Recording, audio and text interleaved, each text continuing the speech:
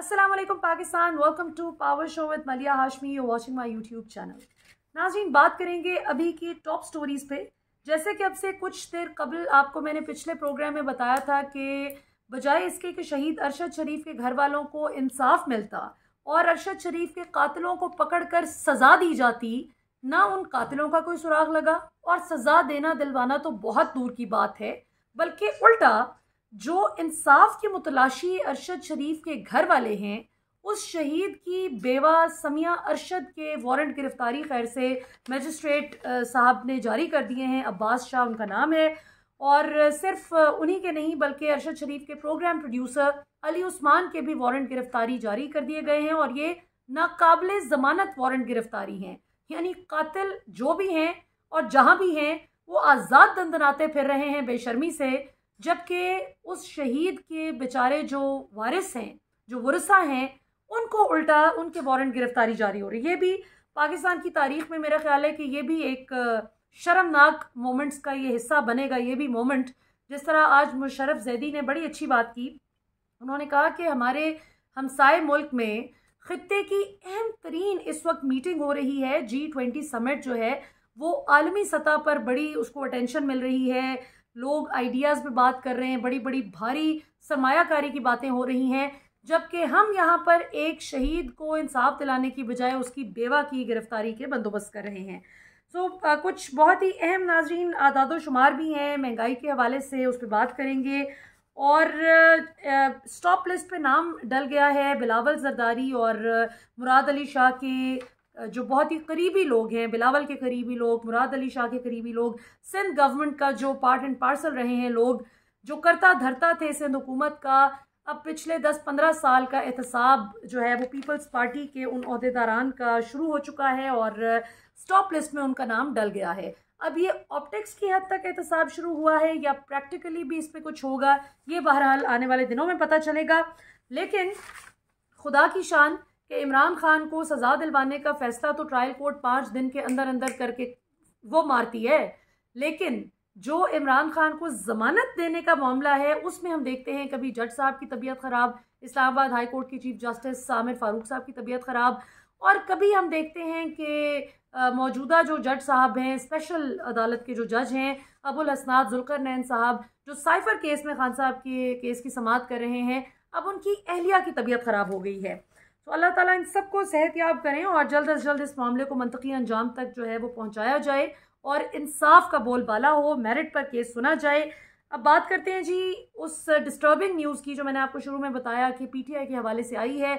अब से कुछ देर कबल फ़ारूक हबीब ने कंफर्म किया है कि PTI के सीनियर रहनुमा उस्मान डार को कराची से नामालूम अफराद ने अगवा कर लिया है, उनको उठा लिया गया है और इस खबर को PTI की सीनियर लीडरशिप कंफर्म कर रही है। फ़ारूक हबीब ने भी इसको कंफर्म किया है। हमने अपने ज़राए से जब PTI में कंफर्म करना चाहा तो वहाँ से भी इस बात की कॉन्फर्मेशन आ गई है कि उस्मान डार को कराची से नामालूम अफराद ने उठा लिया है, अगवा कर लिया है और अभी तक कोई पता नहीं कि उनको कहाँ लेकर जाया गया है।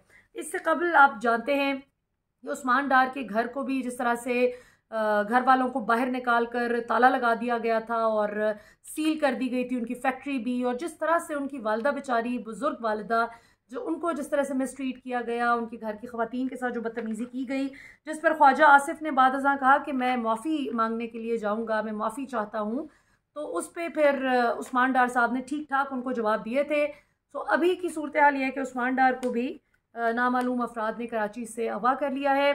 और जहाँ तक अच्छी खबर की बात है PTI के हवाले से और इमरान खान के मौक़िफ़ की फ़तह के हवाले से, तो वो ये कि जिस खालिद खुर्शीद पे आज से चंद दिन कबल कातिलाना हमला भी हुआ, जिसमें अल्हम्दुलिल्लाह वो सही सलामत रहे, अल्लाह ने उनकी ज़िंदगी रखी। आज उनके वालिद उनकी जगह कंटेस्ट कर रहे थे क्योंकि उनकी तो नाअहली हो गई थी, तो उनके वालिद साहब कंटेस्ट कर रहे थे इलेक्शन खालिद खुर्शीद की जगह और उनकी सीट खाली होने पर ये इलेक्शन हुआ, जिसमें PTI ने दोबारा से मैदान मार लिया है और गिलगित बल्तिस्तान की अवाम ने इमरान खान के हक़ में भारी अक्सरियत से फ़ैसला सुना दिया है। खालिद खुर्शीद के वालिद खुर्शीद साहब ने ये इलेक्शन कंटेस्ट किया था, जो कि इमरान खान की टिकट पर उन्होंने इलेक्शन लड़ा और वो जीत गए हैं, जिससे वाज़े तौर पर पता चल रहा है कि अब कोई माइनस करे, डिवाइड करे, जो मर्ज़ी करे, पाकिस्तानी अवाम तो इमरान खान को ना माइनस करने पर तैयार है और ना ही डिवाइड कर रही है, बल्कि मल्टीप्लाई कर रही है और प्लस कर रही है, प्लस प्लस प्लस कर रही है। तो ये नाज़रीन अभी की सूरत हाल है। बिलावल साहब ने जो कि बड़ा अहम हिस्सा थे PDM हुकूमत का, उन्होंने भी अब इकबाल जुर्म कर लिया है। फरमाते हैं कि जहाँ जाता हूँ पाकिस्तानी अवाम के चेहरों पर मायूसी देखता हूँ, परेशानी देखता हूँ। बिलावल साहब आज से 1.5 साल कबल आप ही थे जो फरमाते थे वेलकम टू पुराना पाकिस्तान। आपकी on the floor of the house वो तकरीर मौजूद है जब इमरान खान की हुकूमत का तख्ता उलटकर बड़े फ़ख्र से सीना चौड़ा करके आप सब फिरते थे।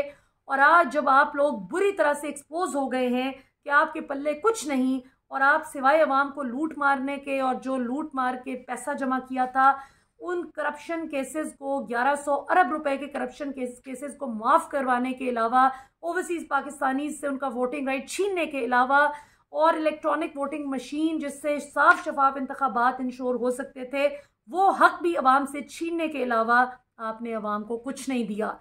महंगाई का अजाब दिया है और महंगाई की सूरत हाल ये है। होशरुबा आदादो शुमार नाज़रीन इस हफ्ते के हमारे सामने मौजूद हैं। इस जो सालाना बुनियादों पर जो महंगाई की मजमूई शरह है वो जनाब 26.32% को क्रॉस कर गई है। इदारे शुमारियात ने जो महंगाई के हफ्तावार आदादो शुमार जो स्टेटिस्टिक्स जारी किए हैं उनके मुताबिक गुज़िश्ता हफ्ते टमाटर जो है वो 15 रुपये महंगा हो गया। एक हफ्ते में टमाटर 15 रुपये महंगा हो गया। मसूर की दाल 32 रुपये महंगी हुई और चीनी 11 रुपये 48 पैसे फ़ी किलो महंगी हुई। इदारे शुमारियात के मुताबिक जी एक हफ्ते में, इस एक हफ्ते में लहसुन 20 रुपये महंगा हुआ।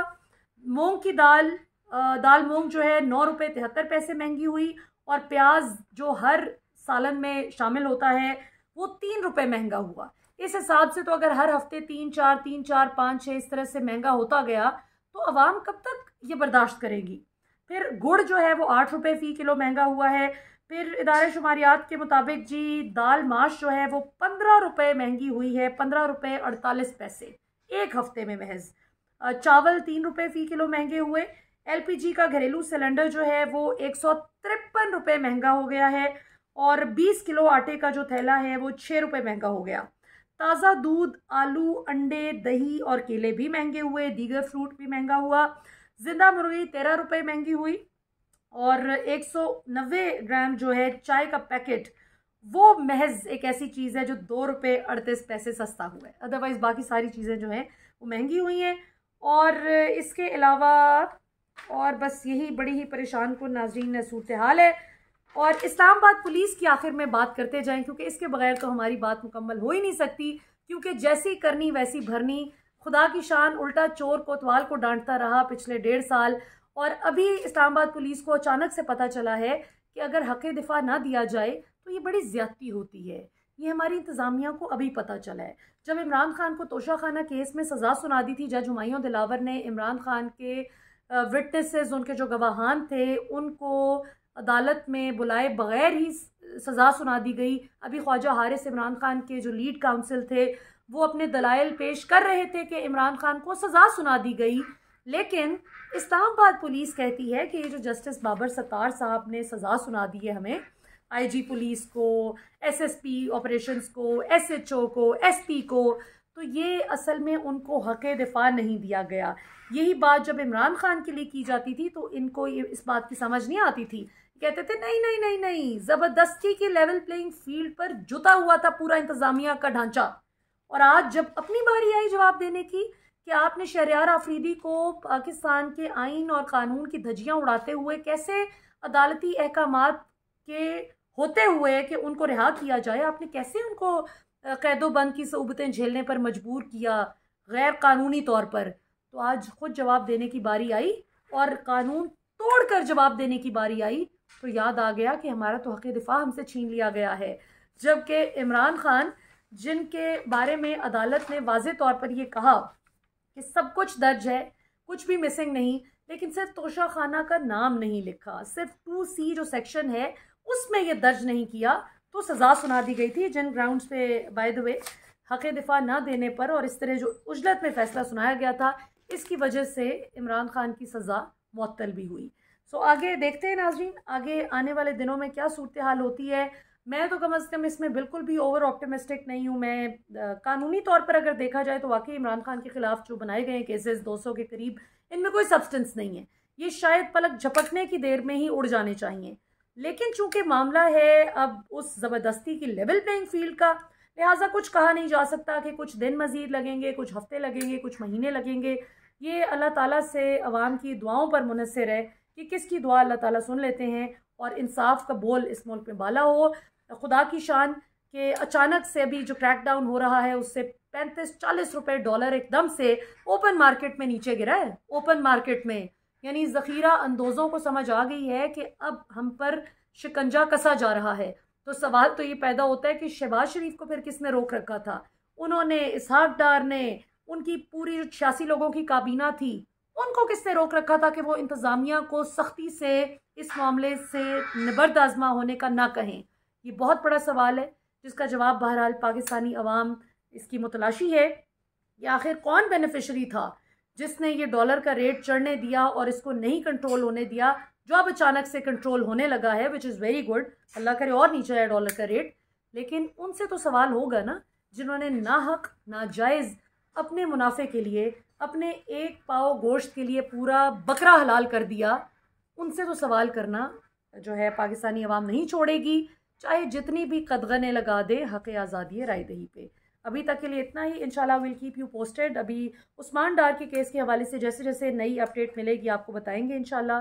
पाकिस्तान हमेशा जिंदाबाद।